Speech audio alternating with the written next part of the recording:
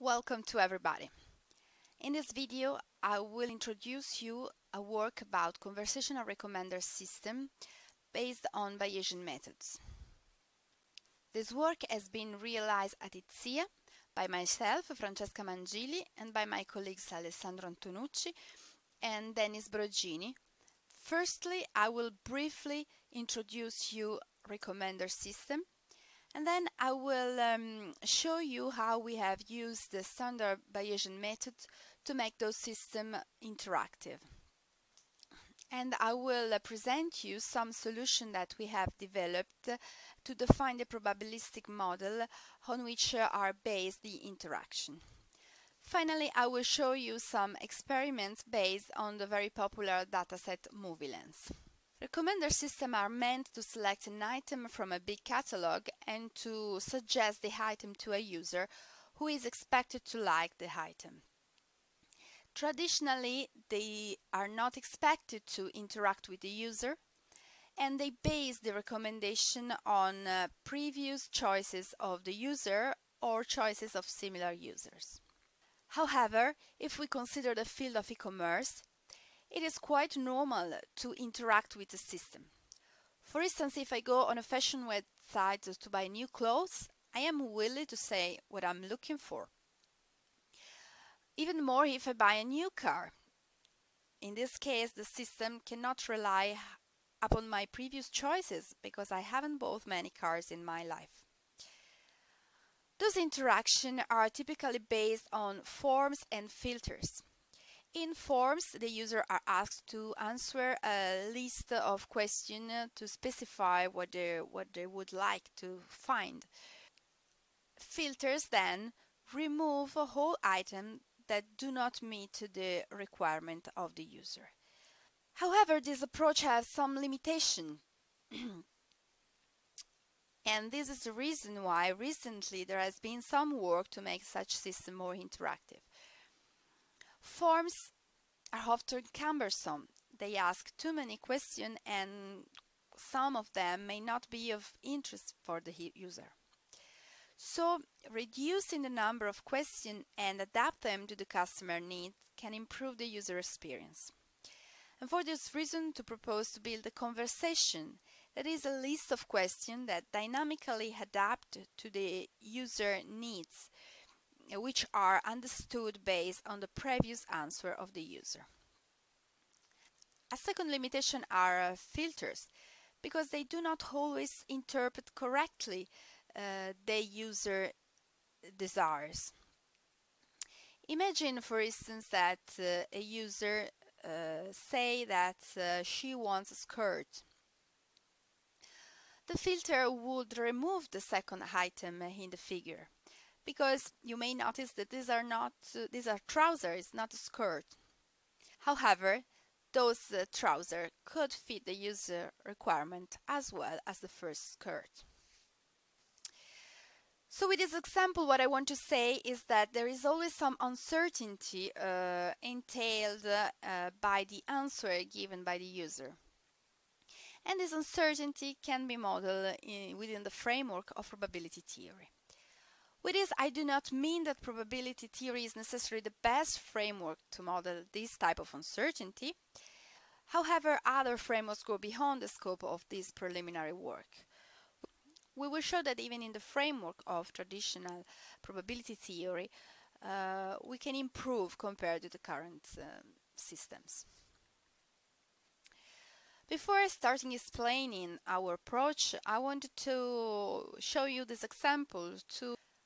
We started this work about recommender system working on a platform for online booking of entertainers. Here I show you a simplified version of the catalog and of the kind of question that were asked to the users. So imagine we have a catalog with 3 items. The first item is a DJ that can perform at all kinds of events. The second item is a band that performs only at weddings and corporate events. And the third item is a magician that performs at birthdays and parties. The type of question that were asked are, for instance, which artists are you looking for? And the options here are DJ, band, musician or entertainer. Or which kind of events are you planning? And the options are wedding, corporate events, birthday and party for kids. We are interested in the quantity high, which denotes the entertainer, so the item that will be picked by the user. We also model the answer of the user by random variables, in this case big Q1 and big Q2, which can take values small q11, small q12, and so on.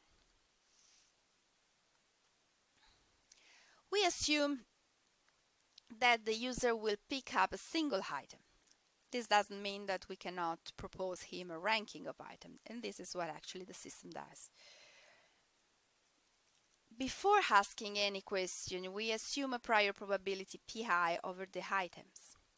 And after us having collected the set of answer q, we rank the item based on their posterior probability p of I given the set of answers.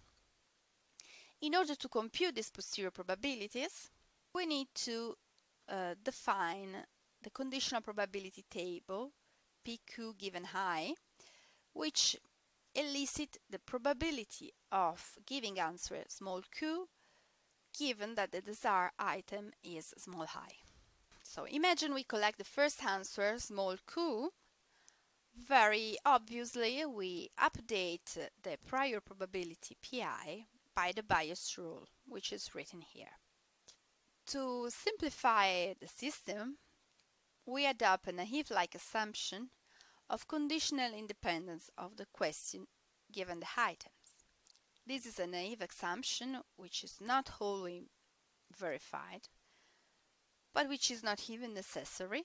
The price to pay is to have a more complex model. With this assumption, of course, we then obtain the final posterior probability by recursively applying the Bayes theorem. So we first update pi given the first answer q1, then we take this updated probability as a new prior and we update it given the second answer q2, and so on until the last answer qk. All this was done in order to have a model that could be exploited to build an adaptive conversation. In an adaptive conversation, at each step we want to pick from the database of questions the most informative question. We ask the question to the user, we collect the answer, we update our estimate of the new user needs or preferences, and then we decide whether to stop or to continue with a new answer picked up from the database of questions in the optimal way. In order to achieve this, we need a database of questions with predefined answer, a model of the relation between question and answer, which is what we need in order to update at each step our knowledge of the user need, a question selection strategy, and a stopping rule. I will now focus on the question selection strategy, which is based on the updated posterior probability P of I given all the collected answers from Q1 to Qk. The criteria we use to select the next question is the conditional entropy. We will select the question that minimizes the conditional entropy. This is because the conditional entropy is a measure of how well we know the system. The smallest is the conditional entropy, the better we know the system. That is, we better know what the user wants. The conditional entropy is a weighted average of the entropy that will have the system after we collect the answer Q, and it's weighted on the probability of answer Q. We need to make this average because we do not know what will be the answer Q given by the user. About the stopping rule, two very obvious stopping rules are a threshold on the maximum number of questions or a threshold on the entropy. So we stop when the entropy falls below a certain threshold. And we thought that the natural threshold for the entropy is the value that corresponds to the entropy of a system which assigns uniform probability to tau items and zero probability to all the other. In this way, we force the system to stop when the probability is concentrated on at maximum at tau possible items. Okay, now I want to say something about how we define the conditional probability PQ given I. This is maybe the most tricky part of this approach. It is important to have a model, a probabilistic model that is a good representation of how the user answers. We start by some elicitation based on structural judgment, and I will show you later how this elicitation can be improved exploiting the possible available data. These structural judgments are based on consideration about the compatibility between answer and items. We can, for instance, see that the answer 1 to the first question is compatible with item 1, but is not compatible with item 2 because item 2 is not a DJ, it's banned. So we can define each item by the set of compatible answers, which we will call the support of item I associated with question QJ. When an item is not compatible with a certain answer, we translate this incompatibility into our probabilistic model by setting the probability of Q given I equal to 0. Notice that this approach is quite close to filter. However, we can relax this effect just by setting this probability to a small number, yet a bit larger than 0. This consideration about logic compatibility between items and answers can allow in some cases to completely define the probability table, the conditional probability table P of Q given I. This is the case, for instance, of question 1, where each item is compatible with a single answer. And this results in a table of 0 and 1s, which will behave in the recommender system exactly like a filter. When an item can be compatible with more than one answer, these logical compatibility constraints are not enough to define the conditional probability table. This is the case, for instance, of question 2, which is about the type of event. And we have seen that artist 1 can perform at all kinds of events, so it is compatible with all 4 answers. In this situation, we have multiple non-zero elements in the same row, and which value should we assign to those elements? There are certainly different choices, and here we show the solution that we considered. In the table of the left, we show the most obvious solution, which assigns to all the non-zero elements of a row the same probability. However, when we use this table to update the prior probability given the collected answer, this choice results in a non-uniform rescaling of the probabilities of compatible items. Consider, for instance, the case where the user gave answer 1 to question 2. In that case, both item 1 and item 2 are compatible, but it will be rescaled using different weights, 1/4 for item 1 and 1/2 for item 2. So in some sense we are saying that we prefer items that are compatible with a small number of answers. This is a feature that may be interested in some contexts. However, it was not in our case. So we have introduced this other constraint. That is, we forced answer to have the same impact on all compatible items, which means that in the conditional probability tables, we have to assign the same probability to all compatible pairs, item and questions. For instance, 1/4 in the example. As I said before, this kind of conditional probability tables which put 0 to all incompatible items have the drawback of filters. We will probably assign a 0 posterior probability to the trousers that I showed you before, which looks very much like the skirt the user were maybe looking for. We didn't bother too much about those zeros because we prefer to improve those conditional probability tables by learning from data that we had available. To learn from the data, we have used the classical Bayesian approach which assume a multinomial Dirichlet prior, and we define the parameter of this prior using the conditional probability table elicited before, which means that the parameter alpha jk of the Dirichlet prior is set equal to the probability of answer k given item j.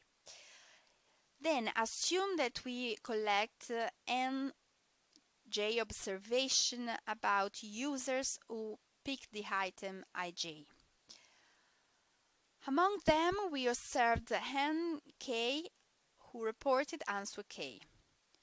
Then we can update the probability of answer k given item j by this rule, which combines the prior alpha jk weighted by the prior strength s with the observation njk. However, this standard approach has a limitation in this context, because it's not very likely to have many observations from user who picked the same item, especially for large catalogs. We call this problem data fragmentation, and we try to solve it by introducing the notion of latent question cohat. A latent question cohat always takes values that are compatible with the item, and we call these values latent answers. In our model, we assume the conditional independence of the answers and the item given the latent answers. We have then to define the relation between the answer and the latent answer, that is, defining the conditional probability tables P of Q given Q hat. This is what we learn from the data, and we assume as priors again a Dirichlet multinomial with a parameter which is 1 when the answer is equal to the latent answer and 0 otherwise. That is, a priori we assume that the answer are always equal to the latent answer, but in practice this is not always true. The user, we have seen, may ask for a band and then be satisfied with a DJ. So finally, we can compute the probability of Q given I by marginalizing the latent answers. In this formula, the probability of the latent answer Q hat given I takes the same value that we had elicited before based on structural constraint for the probability of the answer given the item. So it's like if now we are using structural constraint to define the probability of the latent answer given the item, while the uncertainty of the answer is described in the second part of the model, where we define the relation between the answer that we actually give and this latent answer That is what we can be satisfied of. So at this point we could test our procedure on a classical database, which is MovieLens. MovieLens is the database that contains the preferences of several users about movies. But this database also provides some characteristics of the items, which are the genre, which can take 19 different values. So the year of the movie, which we grouped into 4 categories. And then it contains some thousands of tags that are included in the tag genome, which gives a score for each item in each tag, which tells you how well these tags describe that movie. We selected only 200 tags among the long list of tags provided. So based on the characteristic I listed before, we created 220 possible questions, and our goal was to identify the specific movie. Of course, to make the simulation realistic, we had to add some noise, so the genre could be permuted with the probability p. The period as well could be changed into a previous or the next period with probability again p. And the tags were set equal to 1 with a probability equal to the tag score, but then they were eventually permuted to 0 with probability p. And we have considered 2 values for this noise probability, low noise of 10% and high noise of 50%. The performance of our methods were compared with the standard method, which is based on the distance between the vector of answers and the vector of item characteristics. And in particular, we use the cosine similarity, which has been often shown to perform very well for this kind of tasks. In this figure, I want to compare the probability assigned to the correct item by the adaptive approach and by a random selection of the question. And obviously you can see that for both levels of noise, the probability increases much more quickly in case we select the question adaptively rather than randomly. In order to compare our method with the cosine similarity, we have considered the rank assigned to the correct item. So we show in this figure the average rank as it decreases with the number of questions asked. The results are shown for the Bayesian method, which is the red line, and for the similarity-based method, which is the blue line. Notice that in the cosine similarity here we are considering an adaptive approach where we are using the order of questions suggested by our Bayesian model. So if we were using a random selection of questions with the cosine similarity, we would have obtained a dashed blue line, so much lower performance. Finally, I show the same result as before for a higher level of noise. In this case, the previous results are confirmed. We can see that the difference between the similarity-based method and our Bayesian approach increases. So since we learn from data, we can also learn the presence of noise and so improve the accuracy of our recommendation. With this, I have concluded my speech, and just to leave you the main ideas of what I said.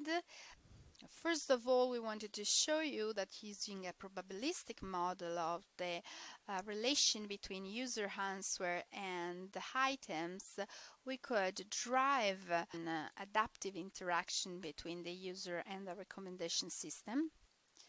We have also shown that the performance of such a system are competitive with the current state of the art.